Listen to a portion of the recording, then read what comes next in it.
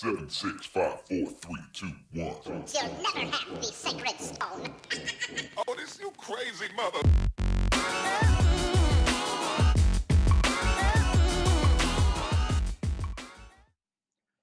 Hello, and welcome to Depraved Indifference to Intelligent Life, my little vlog thingy that I do here.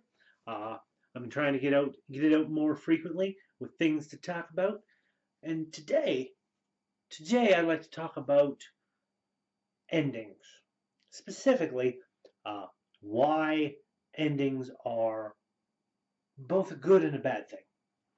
Because recently, just last week, no, it would be a couple weeks ago now, but recently, two webcomics that I have been reading and enjoying for a while have ended. One of them is Wasted Talent by Angela Melick, a Canadian engineer who also does webcomics and whatnot. I've got 3 of her books. I've helped to kickstart, I should say, her last 2 books that she's putting out, so I will be getting those sometime in the mail soon. And Dr. McNinja has ended by Christopher Hastings just in January here, gone by. Both comics have ended. They're finished, they're done, there'll be no more updates on them. They've gone on to do other things. Christopher Hastings has been doing like Gwenpool, he did Deadpool for a while, Adventure Time, he's doing other things. Angela Melick is going to be doing some other things as well. I'm not entirely sure what, but she's going to be doing that. And it saddened me that we wouldn't get any more comics by those wonderful people. At least not Wasted Talent and not Dr. McNinja. And Dr. McNinja ended and we didn't even get to see his face. It was like, I was kind of expecting it, but I was hoping maybe we get to see what Dr. McNinja looked like, but nope, guess not. Still, I'm sad that both comics have ended, just as I am sad that there will be no more Terry Pratchett books, no more Discworld, as the author has passed away. The last book that was written by him, The Shepherd's Crown, I have it on the shelf over there, and I have not touched it since buying it because I can't bring myself to read it, because I'll get around to reading it one of these days, but as long as I don't read it, there's still another Discworld book that I haven't read. So I'm putting it off because endings do make me sad. It's one of the reasons why I like long form storytelling so much. I love television shows that go on for seasons. I like long book series that go on for multiple books because I can immerse myself into it, and it's a fantastic, wonderful story, and it's building upon itself constantly. I love epic storytelling. When I do campaigns for my players in tabletop, for my vampire campaign that I've run once, my mage campaign that I'm probably very close to finishing if I haven't already by now. Both of those have been campaigns that have gone on for over a year, constantly building on what's come before them. And I even managed to tie both the vampire campaign and the mage game together in a very cool way, so that the events in the vampire game technically have something to do with the events in the mage game, even though they're 2 different universes. Yeah, I love epic storytelling. I love long stories.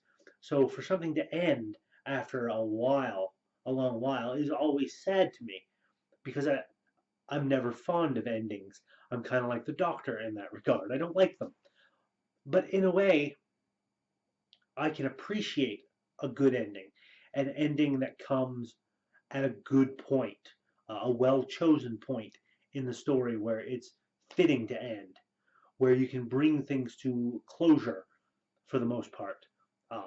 It's one of the reasons why I have not watched much of Supernatural.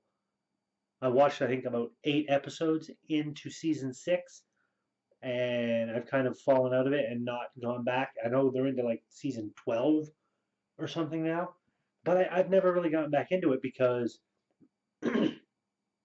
despite the way, despite the fact that they kind of ended season 5 on a bit of a cliffhanger, the ending of season 5, even up to that point with the cliffhanger, was still a good ending. It was a good point to end. Everything had come, this big, long, epic story had come to a satisfactory ending. And I kind of wish they hadn't made any more beyond that.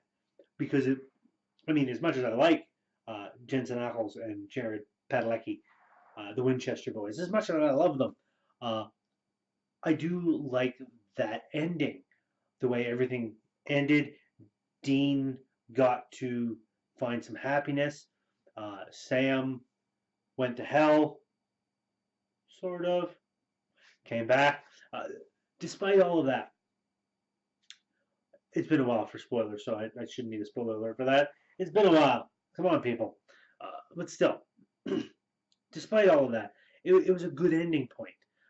There's been certain book series, certain television shows that I've been like, why did they end it? They could have kept going after this, but the way they ended it was fitting. It was good. It was closure, and that's the one thing that I've always struggled with endings is when do you have the good, when do you pick that good point for to end it, to cause that closure. Uh, because if I had my way, I'd run it on forever and a day.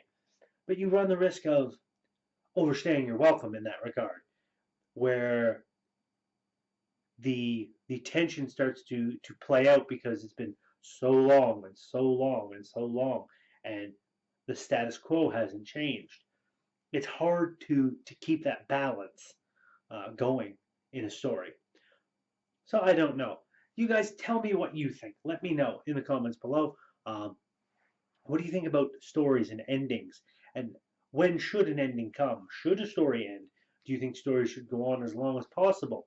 Uh, I don't personally. I think that every story does have to have an end. I'm just in no hurry to get there. So please throw those comments in the comment section. Let me know.